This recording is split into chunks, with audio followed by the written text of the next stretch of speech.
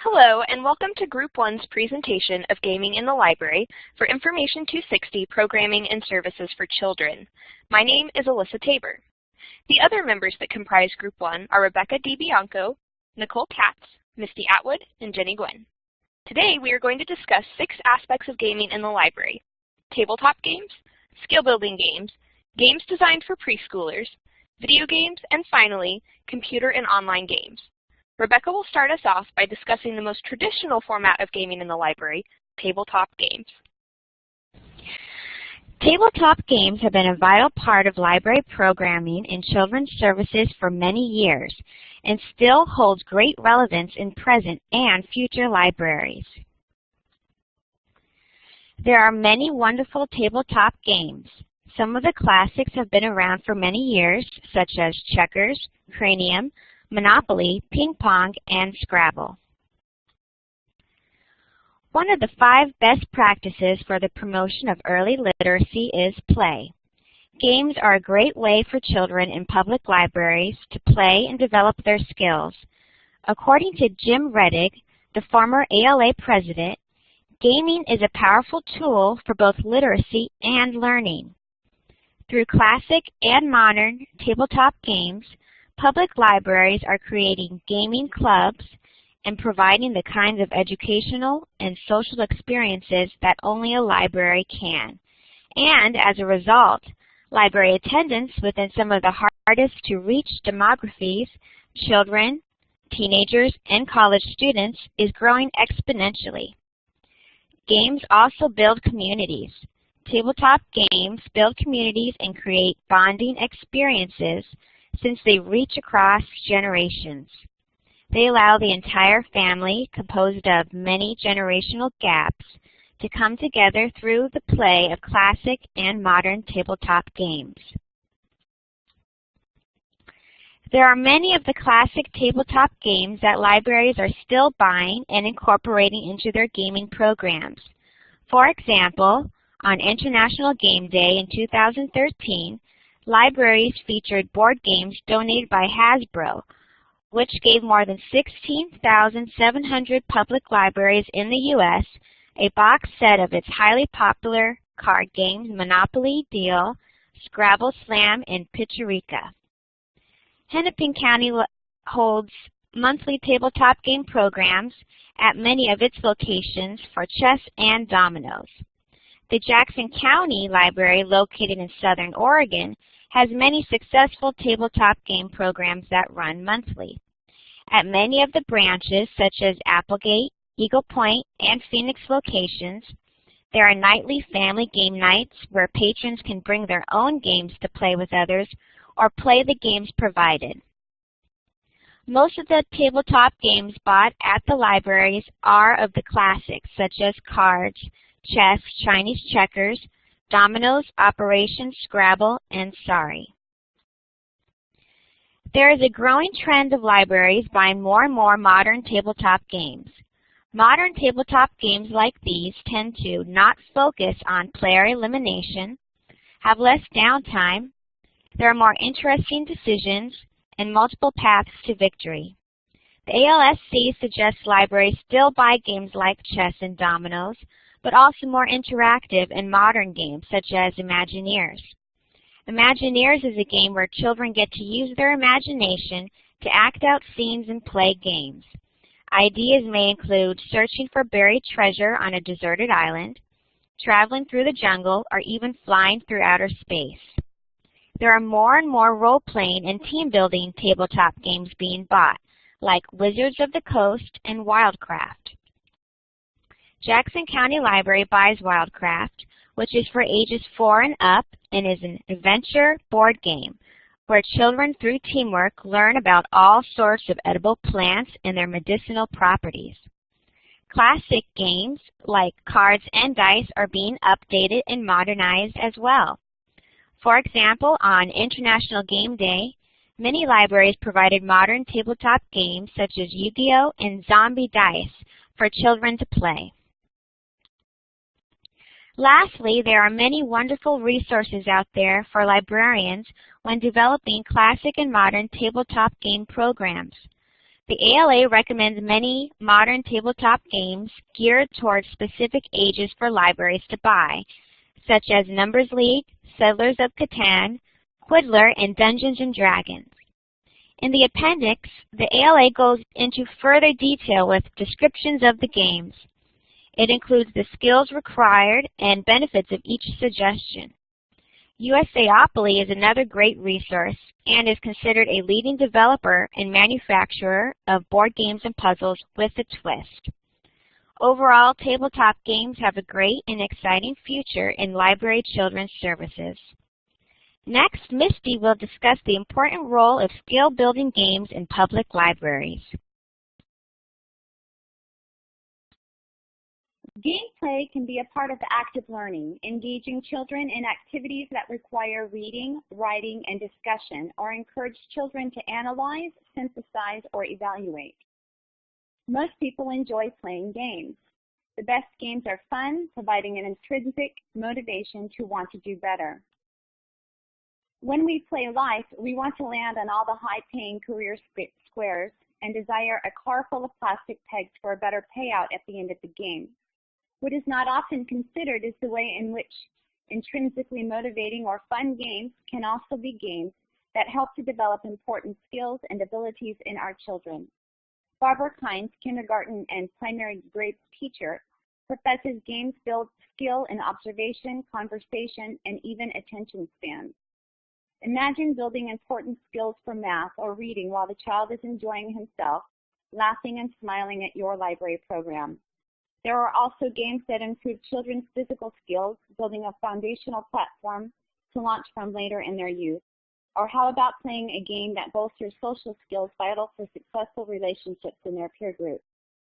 As creators of children's programming in the library, we recognize the importance of games, both simple and more complex, in building more than just reading skills, but also math, social, and physical skills. Marie Carbo, founder and executive director of National Reading Styles Institute, makes us aware that the reading styles of both young children and underachievers show clearly that activity-based experiences are imperative to improving reading skill. Carbo suggests games and activities that are catered to kinesthetic learners. A game such as Scrabble Alphabet Soup for ages 6 and up allows for active learning. With a little creativity, you could create your very own life-size game of Scrabble and fully engage the kinesthetic learner. Activities such as Phonics Dice, detailed by Rachel from the Kids Activity blog, is an excellent reading skill-building game for children just learning the basics. Very few of us are born math geniuses. Julie Sarama and Douglas Clements counsel good math learning is about engagement and interest, not drudgery and drill. Most of us are well aware of the hassle of math flashcards are filling out worksheet after worksheet of math problems. A classic game of dominoes or board games such as Chutes and Ladders bring a level of fun to the tasks of number and pattern recognition or counting.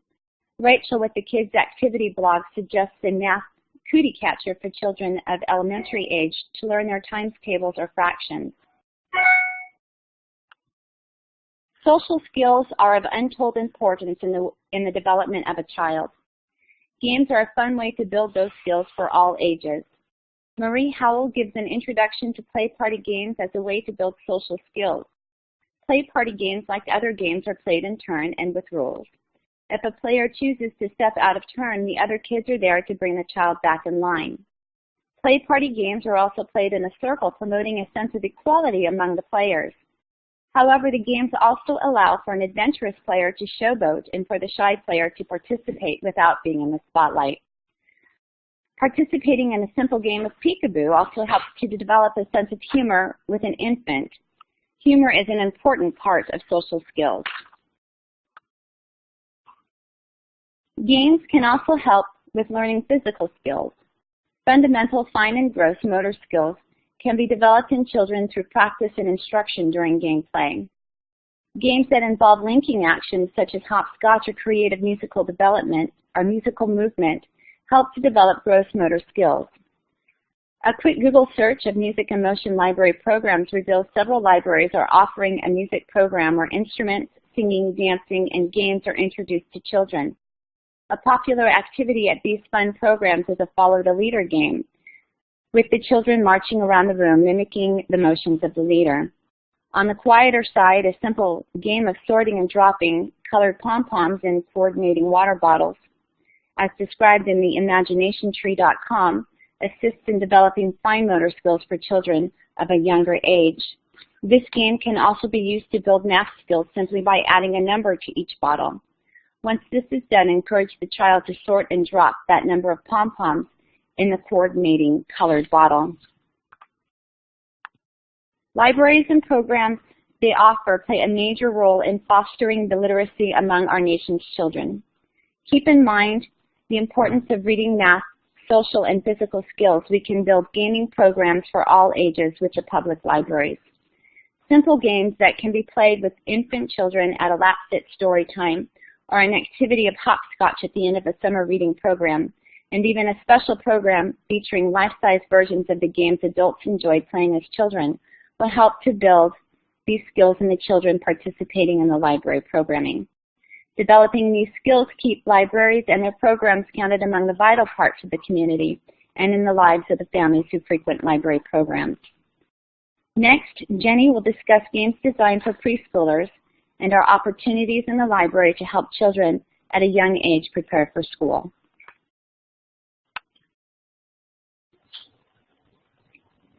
Game design for preschoolers. Our children are very important because they are our future, and we want to give them the educational sources they need to be successful in life. Public libraries serve as educational resources for children.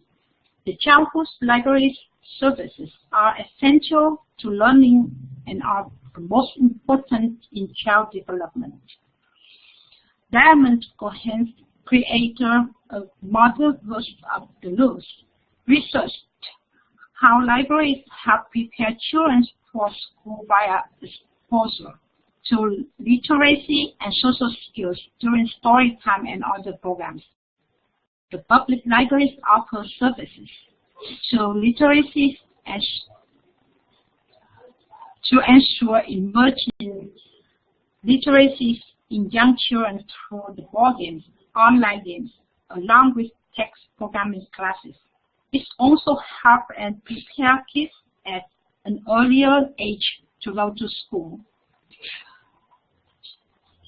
The public libraries also offers board games such as dominoes, Get Who's, and etc.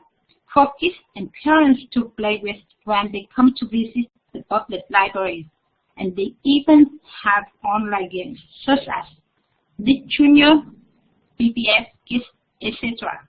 for them either at the library, the public library, or at home through the public library's website.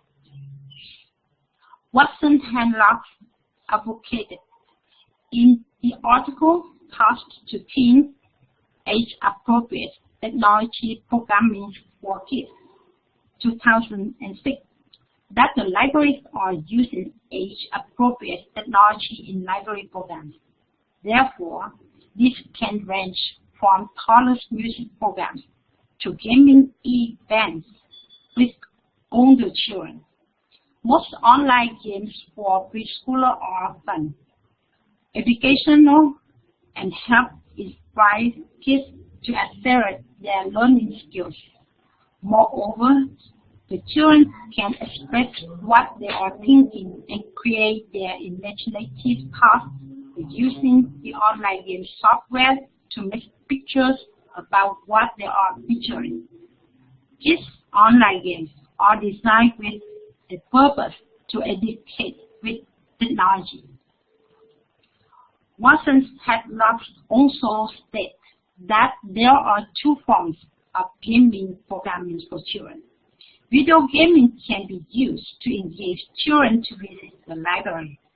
An educational computer game can be used by younger children to encourage learning.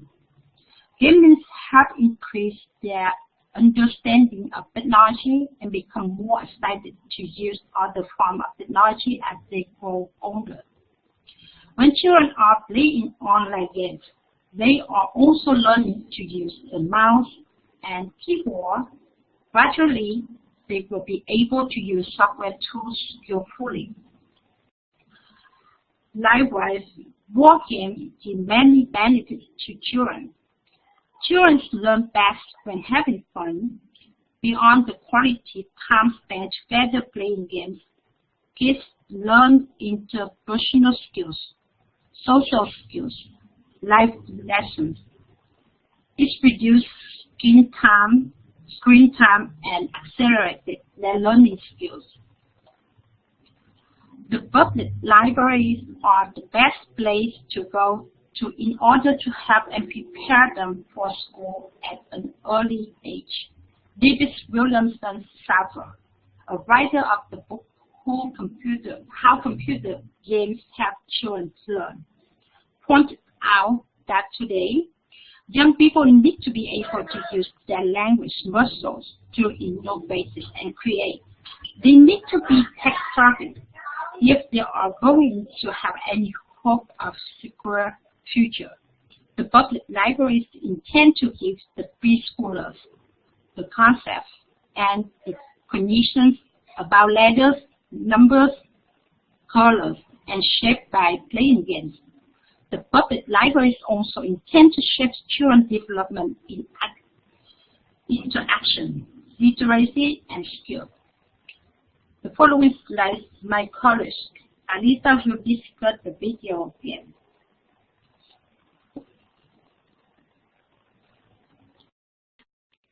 Video gaming is a different and comparatively new aspect of library services that can be integrated in multiple ways. For example, some libraries keep a system, such as an Xbox or a Wii, out in the children's department. These lines can become somewhat blurred in regards to age when the system is in a smaller library, where the children's department may actually just be a children's shelf. Other libraries own gaming systems, but utilize them only for specific programs such as monthly clubs. Tournaments, according to Beth Saxton in her article, All Thumbs Isn't a Bad Thing, video game programs at your library are one of the best kind of programs to host, as the dynamics often work better in a library situation than they would in someone's home, and therefore have potential to attract more attendees. While many people would consider video games in the library incongruous, there are actually many advantages to this union. The first is innovation. Since the advent of the internet and search engines such as Google, it has become necessary for libraries to offer services beyond traditional materials and programming to survive. However, these ideas and services are not all created equal. Innovation, for the sake of innovation, with no concrete purpose or meaning, causes more harm than benefit. Video gaming in the library is innovation with several very specific purposes. Ron T. Brown, an assistant professor at the School of Library and Information Science, University of South Carolina, Columbia, and his co-author Tamara Casper, suggest pairing books with video games is in fact a good way to encourage people to keep reading print. Furthermore, offering services related to popular video games provides a great hook to entice kids to come to the library that might not otherwise consider coming. Many children are unaware that libraries carry books and AV materials related to their favorite video games, or sometimes that these materials even exist. Conversely, some video games are created with the definitive purpose of being educational. Alan Gershenfeld, the president of Eline Media, states, "Over the past few years, a growing body of research has highlighted the potential for educational video games to foster highly engaged, effective learning in the classroom." In his article, Leveling Up from Player to Designer, he takes this a step further and suggests that designing video games is an excellent way to develop many important skills such as problem solving and creativity. Librarians can utilize this knowledge by offering classes for children that teach exceedingly basic design and coding skills. This also supports the ever-important STEAM movement, which, if you are not aware, stands for science, technology, engineering, art, and mathematics. If the purpose of the library is to educate, entertain, and build community, then video gaming provides an excellent medium for all of these. Finally, Nicole will conclude our presentation today with a look at one of the most recent forms of gaming in the library, computer or online games libraries are purchasing. Hello everyone, my name is Nicole and I'm going to briefly discuss the role of computer games in the library. How are libraries utilizing computer games today? When it comes to computer games in the library, one of three main usages will typically be in play. Physical copies of the game that have been purchased by the library for the Children's Department computers, games that are subscribed to online, and after-school STEM-based programs that are focused on creating computer games and basic coding skills. Of a roughly dozen surveyed libraries, there are two general setups within the children's computers. First, the computer programs are individually hand-selected and installed with CD-ROM available at the children's desk for in-house use. Here's a selection of individual games available at the Green Public Library in Iowa, for instance. See, a lot of them are storybook characters, trying to teach you how to learn. They're always very fun. The second option available is that the library has gone with an all-in-one gaming operating system. The two of the most popular of these are by AWE and Hatch. The newer systems on the market feature touch screens, and each of these systems come preloaded with between 50 and 70 games. Not surprisingly, picture books and cartoon characters are often featured in their own computer games. Almost all of these games promote early literacy skills, teaching the alphabet, reading and math, hand-eye coordination, and social and memory skills. Now, of all of the paid online games that libraries are subscribing to, Minecraft is by and far the most popular. Even libraries that can't afford to build and maintain their own Minecraft server are using the basic building blocks of the game as a tabletop-style game, or designing crafting programs to draw in the kids that are passionate about the game. For those that do have the resources for a dedicated server, instructional packets have been compiled by other libraries on how to go about setting up the server and obtaining the appropriate software. Lessons can then be created with their Minecraft clubs, setting long-term goals with team-building exercises in mind. One of the libraries that have theirs hosted online is the South Orange Public Library in New Jersey. Lastly, and I think the most fun libraries can and have been, offering programs and creating your own computer games. Websites such as code.org offer free tutorials for educators on helping their students master basic coding skills to create fun and unique computer games. A couple of other similar resources are Tinker, Scratch, Coder Dojo, Coder Game Lab Community, and Code Academy. Another fun alternative to find in the library, specifically at the Ann Arbor District Library in Michigan, is not having a summer reading program. Not at all. Instead, they have a summer gaming program with computer games designed specifically for AADL that encourage children to earn points, badges, and compete with peers, all while learning all about the library, its services, and their community. Summer Game 2015 recently ended, and this past August, and AADL had recorded 5,442 players. Other programs, such as these from the Virginia Beach Library, introduce preschoolers and kindergartners through second graders to the basics of computer science education and teach them how to code through fun and hands-on activities.